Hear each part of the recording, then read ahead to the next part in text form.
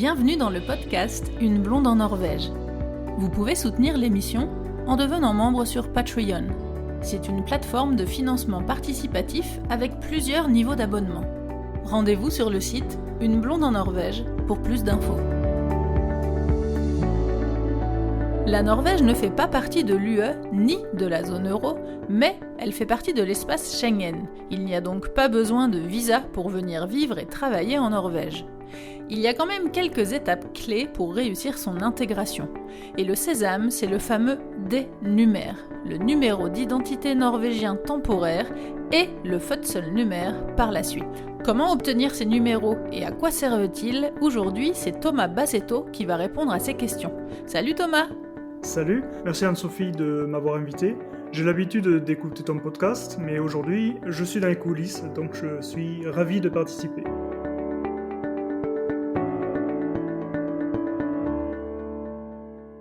Est-ce que tu peux nous parler un petit peu de toi? Depuis combien de temps tu es en Norvège et qu'est-ce que tu fais dans la vie? Alors, je suis arrivé en Norvège il y a un peu plus de 8 ans maintenant. Je suis développeur informatique. J'ai travaillé dans plusieurs entreprises. Actuellement, elle s'appelle DNV. J'ai obtenu la double nationalité en novembre dernier, donc je suis maintenant franco-norvégien. T'as été un des premiers à l'obtenir du coup. Peut-être pas loin, en tout cas j'étais sur les starting blocks. Eh ouais. Et aussi, à côté, sur mon temps libre, je m'occupe du groupe Facebook des Français à Oslo et je rédige un site avec une amie qui s'appelle lanorvège.no. Alors je crois que tous autant qu'on est de Français vivant en Norvège, on a presque tous eu chacun une expérience différente avec cet ID, tellement c'est au cas par cas. Donc il y a des règles et des démarches à suivre évidemment, mais la gestion des dossiers est quand même très à la carte. Je précise donc qu'il y a tellement de cas particuliers qu'on ne répondra certainement pas à tout, mais on va essayer d'aborder les grandes lignes. Donc comme je le disais en intro, on fait partie de l'espace Schengen, donc la carte d'identité suffit, mais il y a quand même plein de petites situations qui risquent de bloquer si on n'a pas de passeport et qu'on a juste sa carte d'identité française. Dans l'épisode sur avoir une voiture en Norvège, je recommandais tout de même à ceux qui souhaitent venir s'installer d'avoir un passeport. Est-ce que tu confirmes? Je confirme, c'est vrai. En fait, une des raisons, c'est... j'en ai deux qui me viennent en tête. La première, c'est tout simplement que tout le monde ne connaît pas le format de la carte d'identité française. Ouais. Et même si depuis 2013, il me semble que maintenant, c'est une carte, le format carte de crédit. Donc tant mieux pour ceux qui ont le nouveau format. Mais une raison que je trouve encore plus importante, c'est que les banques norvégiennes exigent un passeport avec une puce à l'intérieur et pour ouvrir un compte en banque. Donc si vous comptez ouvrir un compte en banque à un moment en Norvège, il faut un passeport. De toute façon, ça bloquera, c'est pas possible avec la carte d'identité. Non, parce que c'est pour des raisons de lutte contre le blanchiment d'argent, tout simplement. Et il est plus sécurisé pour la banque d'exiger un passeport. Et c'est vrai qu'on a vu dernièrement, justement, sur le groupe Facebook, là, pas mal de gens qui ont été embêtés avec ça. Hein.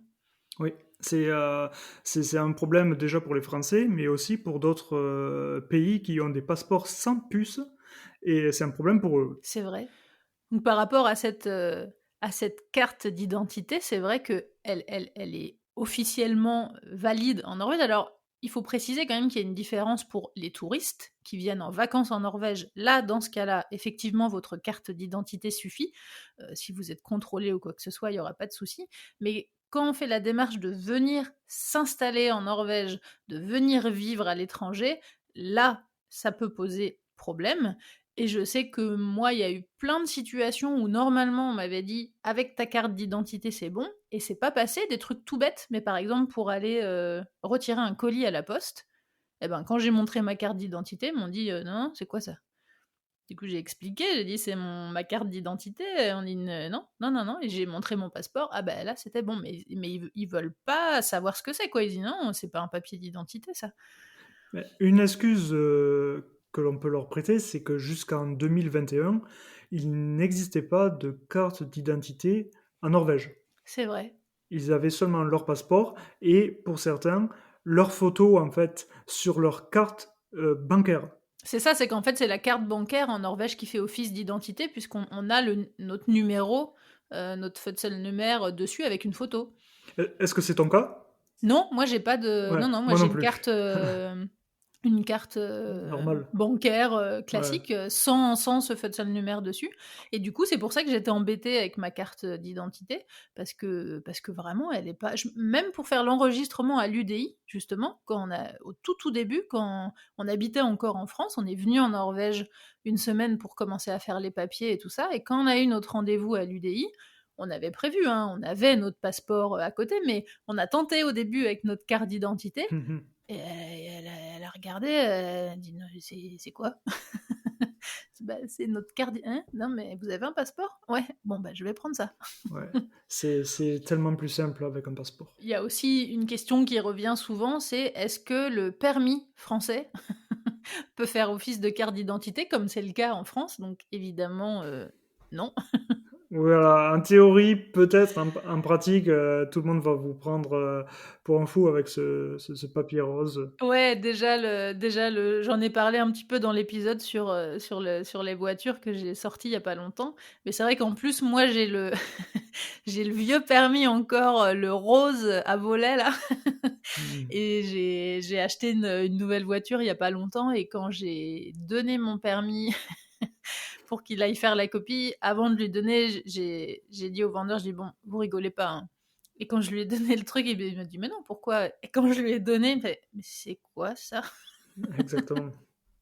Donc c'est valide, hein, parce que le permis, français, est valide en Norvège, mais ça fait en aucun cas office de pièce d'identité, reconnue, quoi. C'est ça.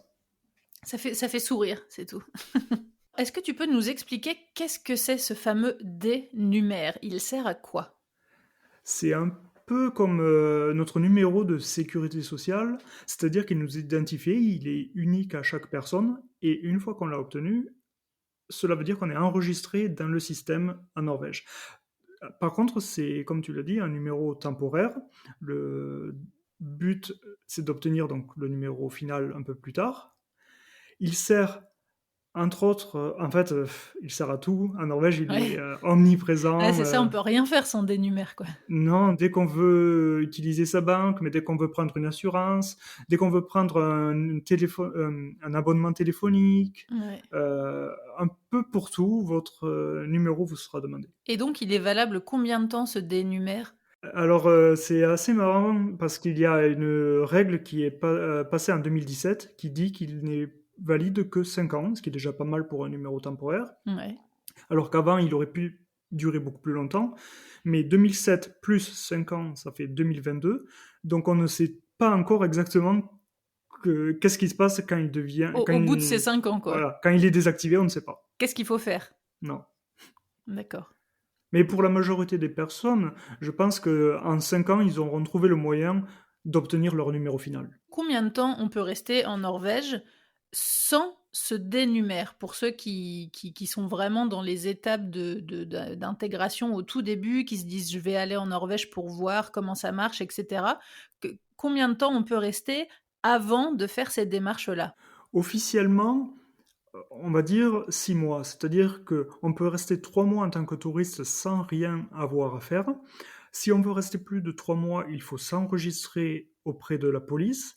En s'enregistrant auprès de la police, il faut leur donner une raison. L'une de ces raisons peut être je suis en recherche d'emploi. Et c'est là où on commence à avoir des divergences au niveau des villes.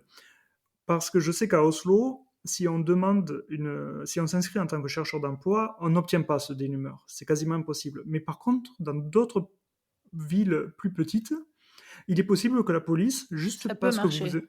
vous vous inscrivez en tant que chercheur d'emploi, pas de souci, mais voici un dénumeur. Par contre, voilà, le statut de chercheur d'emploi dure 6 mois. La Norvège attend de vous que vous sortiez du pays au bout de ces 6 mois si vous n'avez pas trouvé d'emploi. Mais en vrai, ils le disent aussi clairement, vous pouvez revenir le même jour, D'accord. repasser la frontière. Faut sortir du pays et revenir, quoi. Voilà. Alors, je connais personne qui s'est fait, on va dire, déporter parce qu'ils sont restés plus de 6 mois. Si on se fait contrôler, par exemple, si on n'a pas ce dénumère, qu'on reste en Norvège et qu'on se fait contrôler, je sais pas moi, au bout de 1 an, et qu'on n'a toujours pas de travail, qu'on n'a pas de dénumère, qu'est-ce qui se passe? Alors, j'avais un ami qui travaillait, un ami français qui travaillait dans ce domaine et je lui ai demandé, il m'a dit qu'en vrai, il n'y a pas vraiment de contrôle. Ce qui risque de se passer, par contre, c'est, imaginons que vous trouviez un travail, que vous allez enfin vous enregistrer au service des taxes pour dire voilà, j'ai mon travail, et que en fait, on s'aperçoit à ce moment-là que vous êtes en Norvège depuis plus d'un an sans être sorti du pays d'une manière ou d'une autre, il est possible potentiellement d'avoir une amende. D'accord. Donc ça, c'est une chose. Et aussi, si ça fait un an que la personne, en vrai, habite en Norvège sans avoir de travail, il faut savoir qu'il existe, lors de l'enregistrement à la police, la toute première fois, une option qui est j'ai assez de fonds pour survivre. C'est-à-dire, je m'inscris en tant qu'étranger avec fonds propres. Mmh. Euh, je pense qu'il faut pouvoir prouver avoir environ 20 000 euros sur un compte bancaire pour obtenir ce statut, qui donne normalement un dénumeur, justement. Donc du coup, avec ce dénumère, on peut rester 5 ans. Voilà. Donc l'étape d'après, c'est trouver un travail. Mhm. C'est un petit peu un cercle vicieux quelquefois, parce que pour trouver un travail, il faut un dénumère, mais il faut un dénumère pour trouver un travail. Alors comment on fait? C'est un cercle vicieux. En fait, la vérité, c'est qu'on peut trouver un travail sans dénumeur. Mais il y a certains employeurs qui ne sont pas forcément au courant parce qu'ils n'ont pas l'habitude d'embaucher des étrangers. Et ils exigent un dénumeur. Alors, non, non, il faut en discuter avec eux, faut leur prouver en leur montrant la documentation du site de l'immigration, mais c'est justement avec le contrat de travail et en allant au service des taxes avec ce contrat de travail qu'on peut déclencher, si on ne l'a pas encore, l'obtention du dénumeur. Donc c'est dans cet ordre. Il faut trouver un patron qui accepte de nous faire un contrat de travail avant qu'on ait ce dénumère, mais c'est la signature et la validation de ce contrat de travail qui déclenchera l'obtention de ce dénumère. C'est correct. Je souhaiterais juste préciser aussi qu'il faut un contrat qui soit, il me semble, à plus de 60%. Ça peut pas vraiment être un temps partiel ou avec pas assez Pas d'heures assez par d'heures, quoi. semaine. Ouais, Non. d'accord.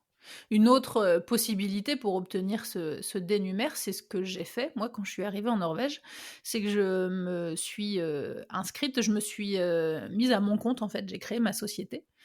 Et j'ai fait remplir le dossier par un cabinet de comptable, parce qu'à l'époque, ça fait 7 ans là que je suis en Norvège, et à l'époque, quand je suis arrivée, le dossier n'existait pas en anglais, il y avait que en norvégien, donc je ne parlais pas norvégien à l'époque, évidemment.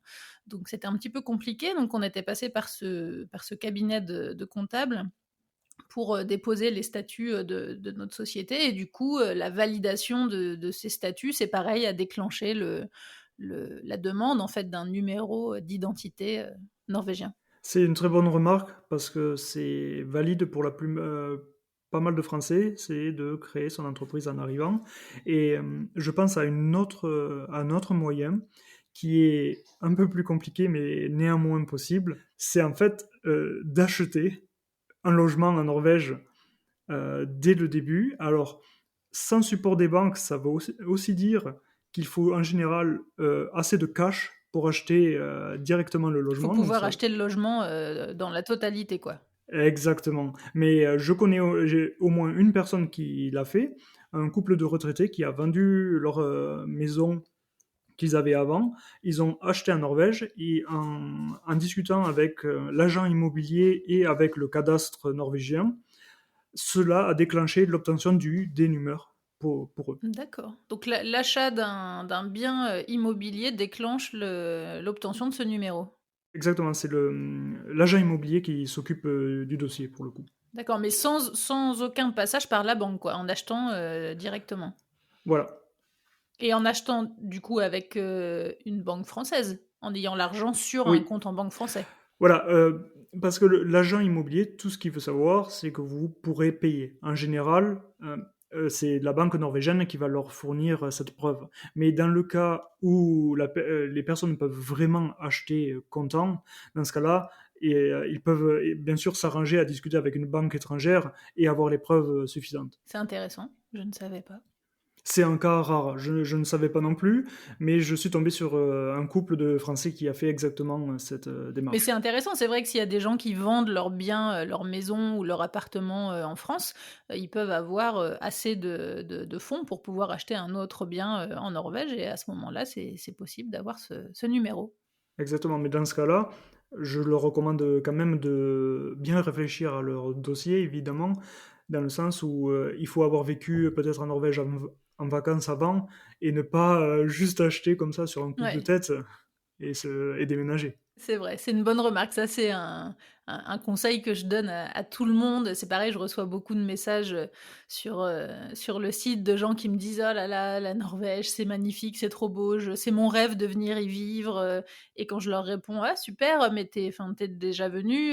«Non, non, jamais», je Mhm. dis: «Ouais, mais enfin, c'est compliqué de dire que tu rêves de vivre dans un pays que tu connais pas, en fait. Peut-être que quand tu vas venir en vacances, tu vas te rendre compte que ça te plaît pas». Exactement. Donc c'est vrai que ça, c'est une bonne remarque de faire attention et de venir, en fait, en repérage avant, en vacances, à plusieurs endroits parce que c'est pas du tout la même vie, à Oslo, à Bergen et puis, dans le long des fjords, dans un petit village de 400 personnes. Donc c'est important de bien choisir l'endroit où on va vivre et de venir, tester avant. Donc il faut un dénumère pour pouvoir ouvrir un compte en banque en Norvège. Mais en théorie, oui, mais en pratique, non. De ce que j'ai vu, c'est que les banques dans les grandes villes sont extrêmement frileuses, d'autant plus à Oslo, pour ouvrir un compte bancaire aux personnes qui ont seulement un dénumeur. En général, ils vont faire la fine bouche et il vaut mieux, dans ce cas-là, se retourner vers une banque plus petite ou en fait sortir de la ville. Il y en a beaucoup quand même qui sont en Norvège, qui travaillent, et cetera, mais qui ont que, entre guillemets, un dénumère. Ils peuvent pas ouvrir de compte en banque. Comment ils font? Alors, il y en a beaucoup qui sont effectivement coincés. Il faut faire du forcing. Il faut vraiment se faire tout. En tout cas, à Oslo, il faut vraiment, vraiment faire toutes les banques. Et en période de Corona, c'est encore plus compliqué. Pendant un petit moment, il y avait Revolut qui permettait de fournir un compte bancaire norvégien. Donc ça, c'était très pratique, mais ils ont arrêté de faire ça. Ouais. Ensuite, ça dépend. Il y a certains employeurs acceptent de payer sur un IBAN. Donc à partir de ce Donc sur le moment-là, compte, français? voilà. Euh, D'accord. mais sinon, non, non, il faut juste vraiment insister, insister, trouver une banque, peut-être sortir un peu de la ville. C'est vraiment de plus en plus dur et c'est un vrai, vrai problème. C'est un vrai problème. Oui, parce que si le dénumère est valide 5 ans, en vivant 5 ans, en Norvège, on a besoin d'un compte en banque. Ouais, ouais. Donc c'est Euh, compliqué quand même comme il faut situation. vraiment faire le maximum pour sortir du dénumeur le plus vite possible parce que c'est de plus en plus compliqué. Ça, c'est vrai que c'est une remarque, générale pour tout, même par rapport aux démarches de base à l'UDI pour l'obtention de ce dénumère. C'est vrai que à Oslo et dans le reste de la Norvège, c'est assez différent. Alors déjà en termes de délai, de timing, parce qu'à Oslo, il y a beaucoup d'attentes, alors Ouais. qu'ailleurs, à la campagne autour, il y en a beaucoup moins et puis les traitements sont pas les mêmes, c'est vrai? Ben, en fait, aujourd'hui, les gens qui cherchent à avoir un rendez-vous à Oslo, la majorité du temps, on leur répond prends un billet de train et va dans une autre ville. Parce que on a le droit de faire la demande d'un dénumère, je sais pas moi, par exemple à Lillehammer, alors qu'on vit à Oslo. On a le droit, disons que ça marche. Mais si tu demandes explicitement à l'UDI, il risque de dire ouais, c'est un peu plus compliqué que ça, vous êtes censé le faire dans votre ville. Par contre, je connais tellement de gens qui sont passés par là Qui l'ont que fait je en sais que fait, ça. qui l'ont Voilà, fait ailleurs. exactement. Donc je sais que ça marche. Parce qu'il y a des délais d'attente de fou là en ce moment. De plusieurs mois. Plusieurs mois. Ouais. Et certains gens, malheureusement, se retrouvent dans une situation où ils sont censés s'enregistrer dans un certain délai, mais les créneaux les plus proches sont après ce délai. Ouais, c'est ça, ils sont embêtés parce que du coup, ils ont un rendez-vous, mais qui est au-delà de leur «autorisation» entre guillemets de rester, quoi. Exactement. Mais en général, surtout dans la situation actuelle, les autorités sont plutôt compréhensives, mais c'est pas une situation agréable.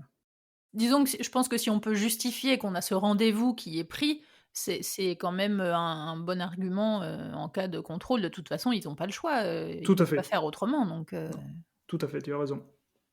Pour clarifier un petit peu, toutes ces démarches, pour les nouveaux arrivants en Norvège, qu'est-ce qu'ils doivent faire en premier pour obtenir ce dénumère? Quelles sont les démarches à faire? Sans aucun doute, la première démarche, c'est de prendre rendez-vous à la police pour s'enregistrer si on compte rester plus de 3 mois. C'est une démarche qui peut être réalisée depuis la France, en fait, ou depuis avant d'arriver en Norvège, en allant sur le site de l'immigration norvégienne qui s'appelle UDI. Voilà, et il faut chercher le formulaire pour voilà, s'enregistrer à la police, sachant qu'il existe aussi dans 5 villes de Norvège des centres qui sont dédiés. En fait, c'est le même bâtiment pour la police, pour le centre des taxes, pour l'immigration. Sinon, ça sera la police de campagne, on va dire. De la commune, Ouais, dans laquelle on souhaite, vivre. exact. C'est ce rendez-vous, donc qui va déterminer tout le reste. Oui, exactement. C'est ce rendez-vous qui va être très important, puisque en s'enregistrant, on dit dans quel contexte on s'enregistre. C'est-à-dire, je compte créer mon entreprise, j'ai assez de fonds pour vivre ici, Où j'ai trouvé un travail ou exactement, où j'ai trouvé un travail, où je suis étudiant, etc., etc. Et à partir de là, les démarches sont un peu différentes, évidemment. Donc, si on a un travail, la prochaine étape, ça va être le service des taxes. Si on est étudiant ou si on est chercheur d'emploi, il n'y a pas grand-chose d'autre à faire, etc. comment ça se passe pour les étudiants justement? C'est la même démarche? C'est exactement la même démarche. Et alors, je n'ai pas étudié en Norvège, mais du coup, je suis allé lire, par exemple, les indications sur le site de l'université d'Oslo. Et Ouais. ils expliquent que quand on s'enregistre en tant qu'étudiant, alors je ne sais pas l'expliquer pourquoi, mais euh, si on reste moins de 6 mois, les étudiants de l'espace économique européen n'obtiennent pas de dénumeur. C'est seulement les étudiants qui sont en dehors, qui viennent par exemple des États-Unis, du Canada, d'Asie. D'accord. Et si on reste plus de 6 mois, là, quels que soient les étudiants, eux devraient obtenir leur dénumeur. On obtient ce dénumère. Oui.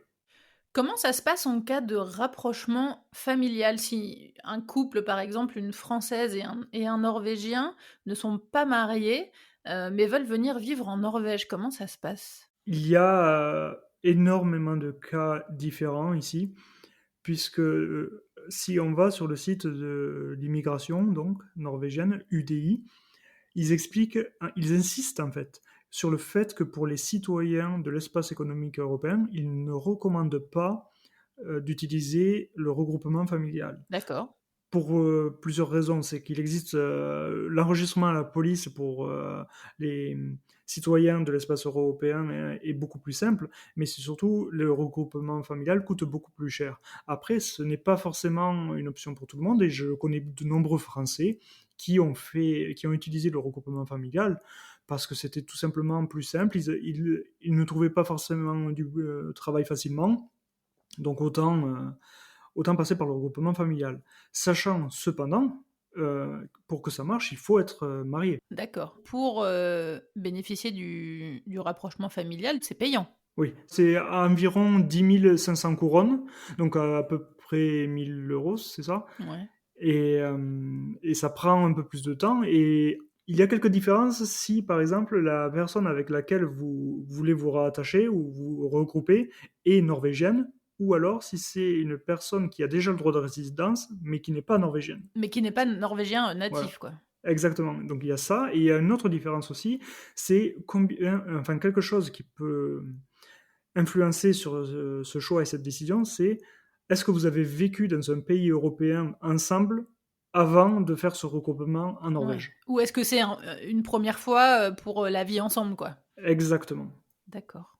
Et donc ça, tu disais, c'est pour ceux qui sont mariés. Ouais.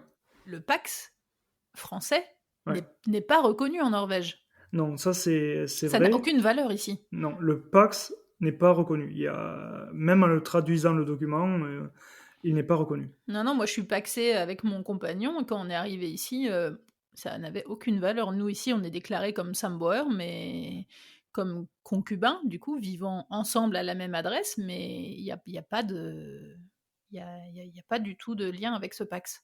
Non, la Norvège ne le reconnaîtra pas, donc il n'y a pas d'avantage au Pax. Bon, en tout cas, entre les gens qui sont mariés, pas mariés, pacsés, etc., le rapprochement familial, c'est un gros sujet avec plein de cas différents, avec plein de cas particuliers. Si les gens veulent se renseigner, poser des questions vraiment par rapport à leur situation personnelle, où est-ce qu'il faut écrire? À qui il faut s'adresser? Il faut s'adresser à l'UDI, le service de l'immigration en Norvège. Et non seulement leur site web est plutôt bien fait, il est accessible en anglais, mais dans le pire des cas, il est aussi possible, si on ne trouve pas la réponse, de leur écrire ou de leur téléphoner en anglais. Donc, tout comme pour l'obtention du dénumère pour tous les autres cas d'avant, c'est l'UDI qui gère. C'est ça. Ce dénumère, c'est un numéro temporaire. Et l'étape d'après, c'est le numéro définitif qui s'appelle le Fødselsnummer. Alors, comment on passe de l'un à l'autre? En fait, c'est très simple, puisque il suffit de prouver que l'on est en Norvège pour longtemps. Donc, si on crée son entreprise, en fait, et que l'on obtient un dénumeur d'abord, il suffit de patienter quelques semaines pour qu'il soit transformé en Fødselsnummer. Si, comme moi, par exemple, quand vous vous êtes inscrit à la police avec un contrat de travail à durée indéterminée, on vous a quand même donné un dénumeur, au bout de quelques semaines, il deviendra un Fødselsnummer. Et si jamais vous avez en fait un nouveau contrat, vous vous êtes enregistré avec un contrat temporaire et que maintenant vous avez un contrat à durée indéterminée, il faut reprendre rendez-vous aux taxes avec votre nouveau contrat pour leur demander de transformer votre dénumeur en Fødselsnummer. Et ça, c'est une démarche qu'on doit faire, nous, si on fait rien, qu'on ne demande pas, ça va pas, on va pas recevoir un papier en disant, voilà, vous êtes en Non. Norvège depuis plus de tant de temps, vous travaillez bien, voici votre numéro. Oui, c'est une démarche personnelle, tu as raison de le souligner. Sauf si, dès le début, on s'était bien enregistré avec un contrat à durée indéterminée, par exemple. D'accord. Mais parfois, ça peut valoir le coup aussi de leur rappeler gentiment par mail où en est mon dossier. On disait tout à l'heure, les cas, le traitement de tous les cas, etc., sont vraiment différents. Moi, c'est vrai que quand je suis arrivée en Norvège et que j'ai ouvert donc mon Enkelpersonforetak, donc c'est l'équivalent d'auto-entrepreneur, on va dire, en Norvège. C'est une société, mais où je n'ai pas de salariés, etc., où je suis toute seule dedans. Quand j'ai rempli ce dossier avec le cachet du cabinet de comptable, moi j'ai reçu directement ce Fødselsnummer en fait. J'ai envie de dire, tu as eu de la chance, mais en fait, j'en suis même pas sûr. Peut-être que c'est moi qui n'ai pas eu de chance et que ça dépend de la ville. Je sais pas. Peut-être hein, que j'ai eu de la chance, mais mon compagnon l'a fait en même temps, il a reçu la même chose. Alors, peut-être qu'on a eu de la chance tous les deux, mais effectivement, j'ai l'impression que ça dépend de deux trucs. Comme je le dis souvent, moi j'ai fait remplir le dossier parce qu'on voulait vraiment être sûr de tout faire bien, on voulait pas stresser, etc. Donc on a fait appel à un cabinet de comptable qu'on a payé pour remplir ce dossier. Et du coup, il y avait un cachet du cabinet de comptable. Donc ça, je pense que ça joue. C'est un conseil que je donne à ceux qui arrivent en Norvège, qui veulent remplir des dossiers officiels pour faire envoyer. N'hésitez pas à passer par un cabinet officiel, ça va pas vous ruiner, hein, ça va vous coûter peut-être 100 ou 200 euros, un truc comme ça, mais ça vaut vraiment le coup parce que vous êtes sûr que le truc il est bien fait dès le début. Et moi, je suis persuadée que ça a joué dans le fait que j'ai reçu directement ce Fødselsnummer. C'est possible. Oui. Et effectivement aussi le fait que j'habite à Tønsberg, donc dans la commune du Vestfold, et que c'est pas Oslo, et qu'il y a moins de monde, et que je sais pas à quoi c'est dû, mais en tout cas c'est vrai que c'est... Nous on était persuadés de recevoir un dénumère, en fait on avait des amis français qui nous avaient un petit peu conseillé dans les démarches et tout ça, qui connaissaient, qui nous avaient dit bon vous verrez, vous allez recevoir ce numéro temporaire, et puis après machin, hein, et non, on a reçu directement le numéro définitif. Ah, c'est parfait ça. Donc ça, ouais, c'est vrai que c'était cool. C'est pour ça que c'est intéressant d'avoir ton avis et tes remarques sur le dénumère, parce que moi, je le connais pas, ce dénumère. Mhm. Et donc, une fois qu'on a obtenu ce sésame, le Fødselsnummer, on n'a plus rien à faire, en fait. Disons qu'on peut s'en contenter, Après, la première chose à faire, en tout cas pour les gens sur Oslo, bien sûr, c'est d'ouvrir un compte en banque norvégien, puisque c'est une étape nécessaire d'avoir ce Fødselsnummer, surtout qu'il vous donne accès ensuite à ce qu'on appelle BankID, qui permet de se connecter à de nombreux sites du gouvernement, des assurances, des banques, etc. On peut pas avoir ce bank ID avec un dénumère. On ne peut pas, non. Et surtout aussi, d'ailleurs, la deuxième étape importante, c'est l'obtention d'un médecin traitant, puisqu'il faut un Fødselsnummer pour avoir un médecin traitant. En théorie, il est assigné d'office, mais déjà, il peut y avoir des bugs. Et d'autre part, il existe malheureusement des endroits où il n'y a pas assez de médecins traitants et ils sont tous déjà archi pleins. Ouais. Donc aucun n'est assigné par défaut et c'est à nous de se connecter sur un des sites de santé du gouvernement pour en sélectionner un. Je précise pour ceux qui nous écoutent et qui ne vivent pas encore en Norvège, qui ne connaissent pas, le Bank ID, c'est, alors ça peut être dématérialisé, hein, aussi maintenant sur le téléphone, mais à la base, c'est une petite clé un peu comme une clé USB, en fait, avec un petit bouton sur le dessus. C'est un système de sécurité, à code d'accès aux banques. Je sais qu'il y a le même système en Suisse, je crois, au Luxembourg, et cetera. C'est pour accéder aux comptes en banque, à plein de sites, officiel et du coup c'est lié au compte en banque et à son enregistrement en fait. C'est ça. Et pour revenir à ta question, qu'est-ce qu'on fait avec le Fødselsnummer? Est-ce qu'il n'y a plus rien à faire? En fait, il y a deux étapes non obligatoires, mais qui sont de demander la résidence permanente au bout de 5 ans en Norvège. Cette résidence permanente, elle n'est vraiment pas obligatoire et elle ne change quasiment rien pour les Français et pour les autres habitants de l'espace économique européen. La seule raison que j'ai lue de l'avoir, c'est juste que en cas de litige sérieux avec l'État, vous serez plus dur à expulser. D'accord. Ça s'arrête là. Ouais. Et ensuite, au bout de 7 ans, bien sûr, la double nationalité. On peut dire, d'une certaine manière, c'est l'étape C'est supplémentaire. ça, c'est ce que je voulais te demander. Du coup, finalement, l'étape d'après, c'est la double nationalité. Alors, ça fait peu de temps qu'on peut l'obtenir parce qu'avant, en Norvège, il n'y avait pas de double nationalité possible pour les adultes. Il fallait choisir entre sa nationalité d'origine ou celle du pays, donc là, de la Norvège. Mais pour les Français, par exemple, vivant en Norvège, qui demandaient la nationalité norvégienne, eh bien, ils perdaient leur nationalité française. Et pour les enfants qui naissaient de couples mixtes, ils avaient la double nationalité jusqu'à l'âge de 18 ans, mais à l'âge de 18 ans, ils devaient choisir. Donc c'est vrai que c'était quand même assez délicat de ne pas pouvoir avoir cette double nationalité. Donc c'est possible maintenant depuis 1 an et demi, je crois, un truc comme ça. Depuis début 2020. Toi, tu l'as obtenu, comment ça se passe? Alors, il faut remplir un dossier, s'acquitter de frais de 3700 couronnes, avoir un casier judiciaire vierge, pouvoir prouver son niveau de norvégien aussi bien à l'oral qu'à l'écrit, Et quel niveau est exigé? B1. Ok. Et donc, soit en prouvant que l'on a suivi assez d'heures de cours certifiés, ou alors en passant un examen. Il faut aussi avoir passé un test de connaissance de la société norvégienne, donc un peu de culture générale du pays, et donc avoir vécu au minimum 7 ans en Norvège, sachant cependant que si on est marié à une personne norvégienne, le temps ensemble sur le territoire compte double.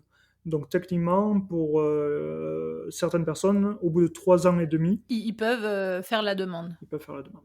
J'ai lu là sur quelques sites que les listes d'attente étaient vraiment très longues, parce qu'apparemment il y en a beaucoup qui ont fait la demande de double nationalité. C'est allé vite pour toi?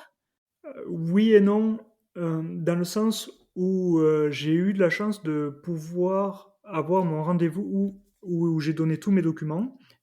Tout était prêt, donc c'est à partir de ce moment-là que le décompte commence. Et je l'ai eu en mars 2020.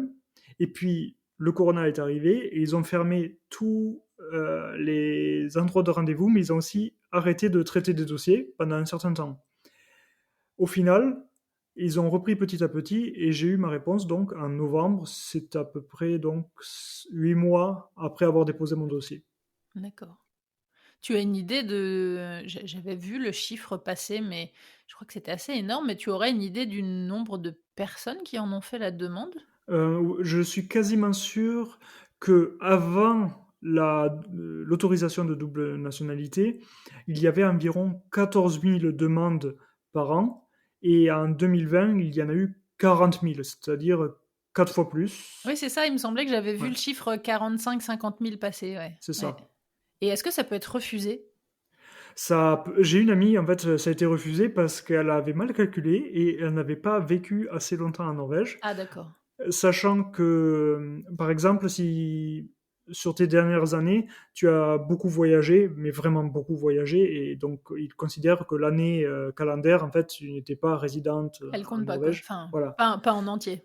Voilà, c'est ce genre de choses qui peuvent t'embêter. Ou alors des gens, je veux dire, je veux bien, pour moi, ça s'est très bien goupillé dans le sens où elle a été autorisée quand ça faisait 7 ans. J'étais en train de passer mes tests de langue, donc tout allait arriver au même moment.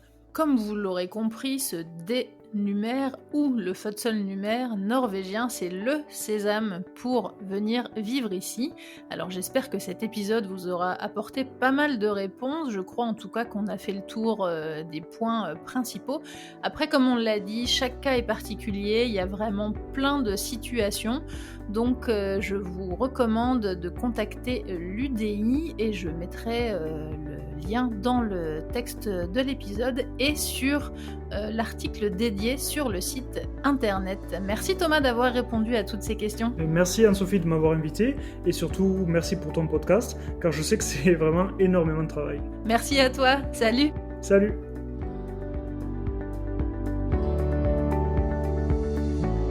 Retrouvez les épisodes sur toutes les applications de podcast et en format vidéo sur YouTube.